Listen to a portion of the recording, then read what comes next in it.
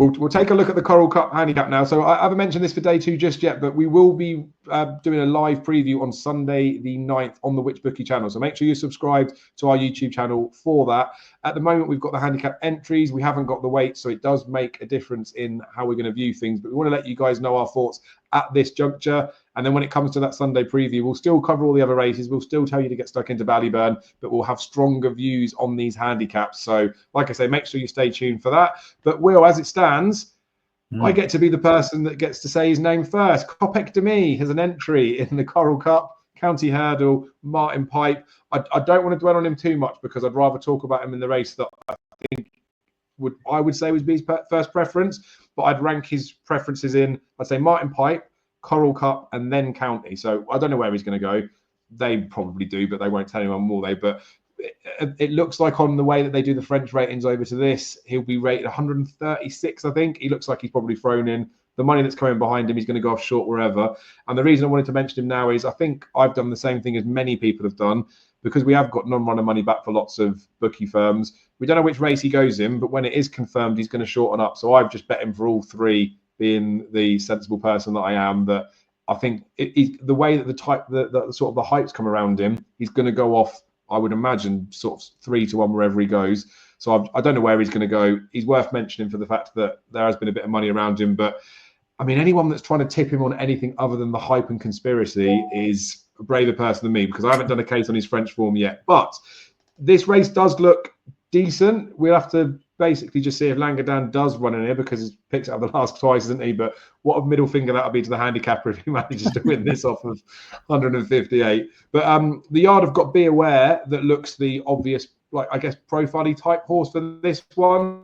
The Coral Cup is a race where you could look at trendy bits, but in recent years you've had a few horses that have thrown a spanner in the works to there. So I wouldn't get too caught up in there, but again, I'll use it if it boosts the case of my selection to make myself sound better. But Be Aware looks like the right type for this. My biggest concern with him, when he ran in that Greatwood earlier this season, I think everything went probably right for him. He just couldn't get to Burdett Road given the weight conditions of that day, and he lost very little in defeat.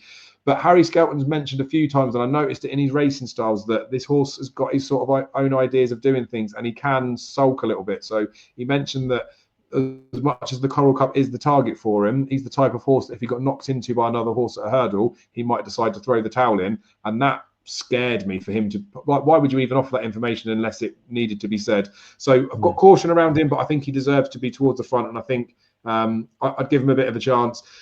There's a few others in here that I'm not sure I'd be as confident about. Outer Belly with a £10 rise, I think's like frozen him. And he arguably is better right-handed, but that's not fully substantiated, despite the fact he's won like right-handed the last twice. But I can see he's short enough. I think he is just that, probably too short. Super Sunday as well. They all got excited for him for the Dublin Race Festival, didn't they? And I don't buy into that horse in the slightest. But maybe Willie Mullins is going to make me look like an idiot and he's going to pull off something with that horse. But I think he looks way too short. The one that I thought was worth a mention at a bit of a price is Beau Zenith for Nicky Henderson. Because you do have to start to reach a little bit with his form to say that he's well handicapped on the bulk of it, I probably think is the fair way to say it. But he was very eye-catching at the start of this season, having been well backed as well, to be fair, after a significant layoff. I don't think it was so much the bounce factor at Ascot, but he bumped into Outer Betty when Outer Betty was still well handicapped. And he didn't run terribly in there, but obviously was just nowhere near as good as that horse. And it would, like I say, wouldn't scream out that he is that well handicapped, but he's got bits of form when you go back to when he was trained by Gary Moore. Like his second to Zenta at Aintree looks quite good because Zenta's not a bad horse, was 7th in the county last year off a 145, and this horse is still rated in the 130s. Nicky Henderson does all right in this race as well. I just think Beau Zenith, people are probably not forgiven or as forgiven of his last one as they probably should be. He was sent off sort of joint favourites with Betty in that Ascot race, and obviously one went and won and is up sort of £15 now, and the others stayed on the same mark. So he's 16-1 non-runner money back. I thought Beau Zenith was one that I could start to make a bit of a case for, but could all be pointless if Kopek Demi comes here, Will, couldn't it? It could, yeah. I mean, he's the kind of horse for me that my first thought was these handicap markets at this stage, and certainly when he was shortening up for these races last week and the week before, is it going to take a huge amount of money to shorten prices about that type of horse in these handicap markets? I mean, there was only a handful of bookies that were priced up with some of the handicaps at that stage. So, and you look back at the past few festivals, it's littered with these types of horses that are either having their first start on UK shores. The groundswell of support, I imagine, is music to the ears of the bookmakers, really, because these are the types of horses they love to get beat. You look at Gallic Warrior, you look at Gentleman de Me when he came here off the back of just one run for Willie Mullins. Ben Pauling's Bad, who ran in the Fred Winter last year or a couple of years ago. Again, groundswell, he went off very short, just on a whim, really. So look, for me, he's a decoy. He's just a decoy. I reckon there are going to be many other horses who are going to be better priced. There's going to be loads of talk about him, and we're going to be able to potentially get some bigger prices about other horses in various different races, really. So, particularly at the prices he is at now, happy to let him go and win whichever race he runs in. But I'll be looking to take him on, definitely.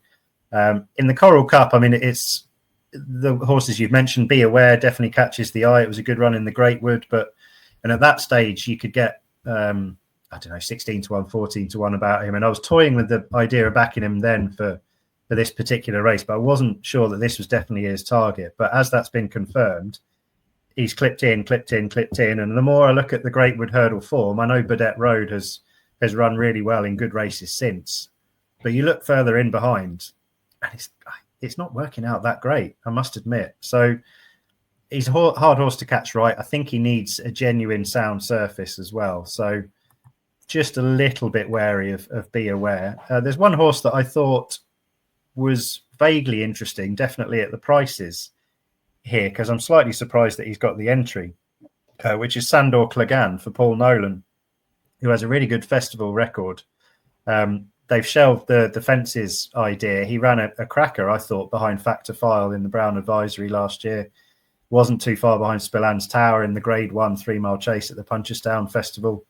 And all along, I don't think he's a stayer. I think he's a 2.5-mile horse all day long. They were talking about the National Hunt Chase at various moments. I was thinking, no, he doesn't properly get that far and stay that far. So the fact that he's got this one handicap entry at the whole festival, having had a couple of runs over hurdles, his mark's going to be high 140s, but he's a class animal on his day.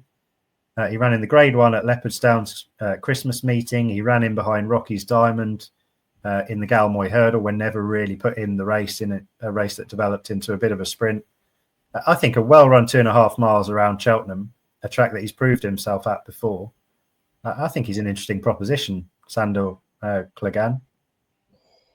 I like that one, to be fair. It wouldn't have been one that was on my radar. It's a race we've got like 90 odd entries as well, isn't it? But this is why I think it is good to definitely, especially to talk horses at this stage, because I mean, he's an obvious shortener as well, especially with the non-runner money back market. And I know you mentioned about it, like potentially like a lofty-ish mark in there, but horses with high weights in this race have got a fantastic record. It tends to go to the classy ones. But Ballyadam was my one that Langadan ruined for me last year, because I had him at 25s and then he got well supported. Sandor Clegane, after you said that, might just be the one that's like the almost obvious shortener, although he's not very obvious at the moment because not many people talk about him. Go on, Will. I love a bit of that. Thank you, mate.